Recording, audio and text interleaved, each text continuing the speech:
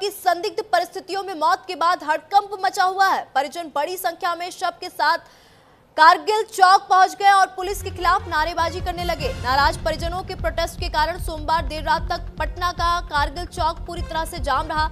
माहौल बिगड़ता देख पुलिस मौके पर पहुंची। यहां पब्लिक पुलिस से भिड़ गई। पुलिस ने किसी भी तरह हालात को काबू करने की कोशिश की और छात्रा के शव को वहां से हटवाया। जिस छात्रा की मौत को लेकर परिजन नाराज है वह बिहार के जहानाबाद की रहने वाली बताई जा रही है और पटना के मुन्ना चौक स्थित हॉस्टल में रहकर नीट की तैयारी कर रही थी। छात्रा के शरीर और सिर पर चोट के गंभीर निशान मिले हैं। परिजनों ने हॉस्टल के मालिक, पुलिस और डॉक्टरों पर मिली भगत का आरोप लगाते हुए रेप और हत्या के मामले को दबाने का भी आरोप छात्रा के परिजनों ने लगाया। पुलिस और डॉक्टर इसे बीमारी और ड्रग का ओवरडोज का मामला बता रहे हैं। पुलिस के मुताबिक अब तक की जांच में दुष्कर्म की पुष्टि नहीं हुई है। वहीं बच्ची की यूरिन जांच रिपोर्ट भी सामने आ चुकी है जिसमें नींद की दवा लेने की पुष्टि हुई है। तो पटना से इस वक्त की बड़ी खबर आपको बता दें, पटना में नीट की छात्रा की संदिग्ध परिस्थितियों में मौत हुई है। हॉस्टल में शव बरामद हुआ है। हालांकि परिजनों का साफ तौर पे ये कहना है कि हॉस्टल जो संचालक है, जो पुलिस है, वो इस पूरे मामले को दबाना चाहती है। बच्ची के साथ दुष्कर्म हुआ है और उसकी हत्या की गई है। लेकिन जब बच्ची की यूरिन रिपोर्ट सामने आई तो उसमें ये स्पष्ट हुआ है कि ये जो बच्ची है, ये जो छात्रा है, इसकी नींद की ज्यादा दवाई यानी कि नींद की ज्यादा ओवरडोज लेने से इसकी मौत हो गई। हालांकि पुलिस अब इस पूरे मामले की जांच पड़ताल कर रही है, लेकिन यहाँ पे परिजन जो है आक्रोशित है और शव को सड़क पर लेके पहुंच जाते हैं। कारगिल चौक पर शव को रख के चक्का जाम करते हैं और परिजनों की मांग है कि जो भी आरोपी है उसके ऊपर सख्त से सख्त कार्रवाई की जाए। लेकिन ये जो भीड़ होती है, ये जो छात्रा के परिजन होते हैं, ये पुलिस से भिड़ जाते हैं और पुलिस लाठीचार्ज करती हुई भी नजर आती है परिजनों के ऊपर। पटना में नीट की छात्रा की मौत पर हंगामा और प्रदर्शन इस वक्त देखने को मिल रहा है। पटना में नीट की तैयारी कर रही छात्रा की मौत हुई है, लेकिन यहाँ पे परिजनों का ये कहना है कि छात्रा के साथ दुष्कर्म हुआ है क्योंकि उसके शरीर पर चोट के निशान भी पाए गए हैं और ये भी खुलासा हुआ है कि ये छात्रा काफी दिनों से गूगल में सर्च कर रही थी कि सुसाइड कैसे करे। हालांकि कई बड़े सवाल इस केस में पैदा हो रहे हैं, लेकिन यहाँ पे जो पुलिस है उसका साफ तौर पे दुष्कर्म वाली बात से इनकार है। पुलिस ने कहा कि इस छात्रा के साथ दुष्कर्म नहीं हुआ है, बल्कि ये नींद की ओवरडोज लेती थी, नींद की दवाइयां लेती थी, जिस कारण से इसकी मौत हो गई है। लेकिन जांच का विषय, बड़े सवाल इस पूरे केस में पैदा हो रहे हैं।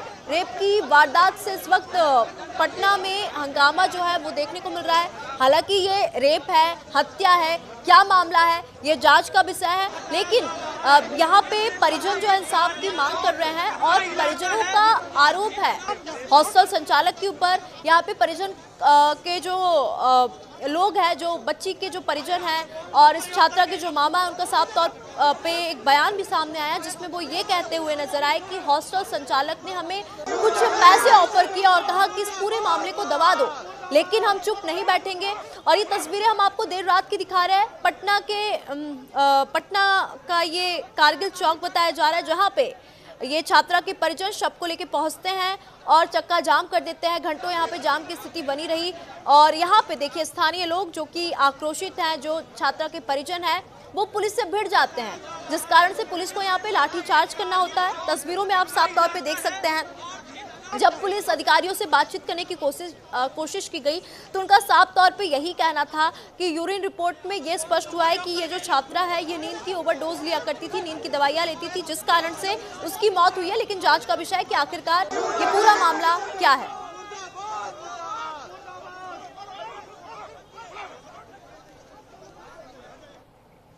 तो जिस छात्रा की मौत हुई है उस छात्रा के परिजन हमारे साथ लाइव जुड़ चुके हैं।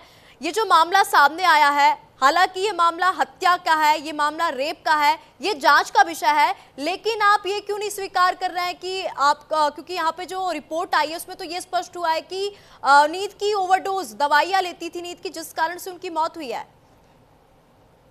ये सब मामला को लिपापोती करने का प्रयास किया जा रहा है मैम, और कोई बात नहीं है। हम सब मानते हैं कि ठीक है, छात्रा नींद की दवाई लेती थी, उसके रूम से नींद की दवाई बरामद हुई, तो 90 वो नींद के गोली उसके पास आया कहां से? फिर जांच की विषय ये बनती है कि उसके शरीर पर जो निशान है, चोट के निशान है, माथा पर मारा गया है, हाथ पर मारा गया है, प्राइवेट पार्ट पर भी खरोच के निशान पाए गए हैं। तो ये सब निशान आए गए हैं। सबसे पहला विषय तो ये है।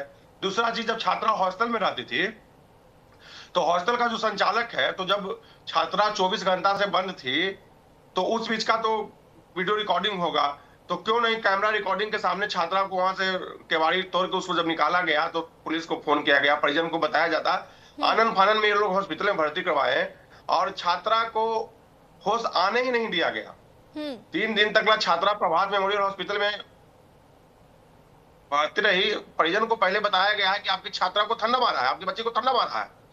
यहाँ तक कि परिजन को 3 दिन गुमराह किया गया। डॉक्टर भी वहां परिजन से हाथापाई किया है और पुलिस भी परिजन के साथ अमानवीय व्यवहार किया है। तो इस तरह का घटना तो सीधे कहीं ना कहीं ये बता रही है कि छात्रा के साथ गलत हुआ है, जो उसके शरीर पर चोट के निशान पाए गए हैं। पुलिस और जिस तरह से वो हॉस्पिटल का संचालक मैनेज करने के लिए आया था कि मैनेज कर लीजिए, जो होना था सो हो गया, तो ये कहीं ना कहीं ये साफ मामला है। ये मामला रेप का मामला बनता है मैम, सप्लाई का मामला बनता है। हॉस्टल से लड़कियों की सप्लाई किया जा रहा है, जो कि बहुत ही दुर्भाग्य है। बिहार की राजधानी है हॉस्टल की और छात्रों से आपने बात करने की कोशिश की? हॉस्टल में जो और छात्राएं हैं उनसे बात करने की कोशिश की? सारी छात्राओं को भगा दिया गया है, किसी से बात नहीं किया जा रहा है। और ये काम तो प्रशासन की है। जब प्रशासन ही मिल जाएगा तो जांच मामले की कैसे होगी?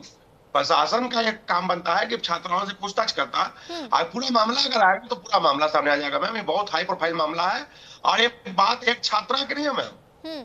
पटना में 2.5 लाख से लेकर 5 लाख तक की छात्राओं की संख्या है, जो बिहार के अनेक जिलों से, दूसरे राज्यों के भी जिलों से यहाँ आकर पढ़ाई करती है।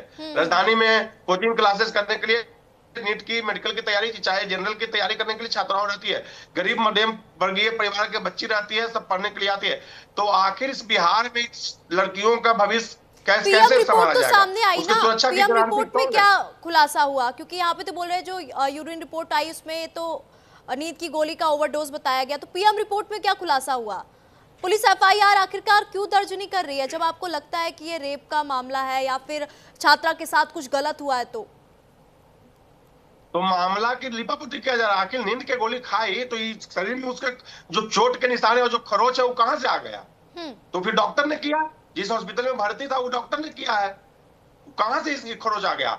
और यहाँ तक कि डॉक्टर प्रभात मेमोरियल हॉस्पिटल जिस हॉस्पिटल में बच्ची भर्ती थी वहां उसको गलत इंजेक्शन चलाया गया है। वो वहां के डॉक्टर ही ये बात बताए हैं कि आपके बच्चे के साथ गलत हुआ है। कल पीएमसीएच में पोस्टमार्टम रिपोर्ट हो रहा था, हम लोग सैकड़ों की संख्या में वहां पर लोग मौजूद थे जो छात्रा को न्याय दिलाने के लिए मौजूद थे। ठीक है। और डॉक्टर कहा कि आपके बच्चे के साथ गलत हुआ। इस केस में सवाल तो कई सारे हैं, जांच का भी विषय है और खुलासे होंगे तो कई चौंकाने वाले होंगे। हमारे साथ जुड़ने के लिए, जानकारी साझा करने के लिए धन्यवाद।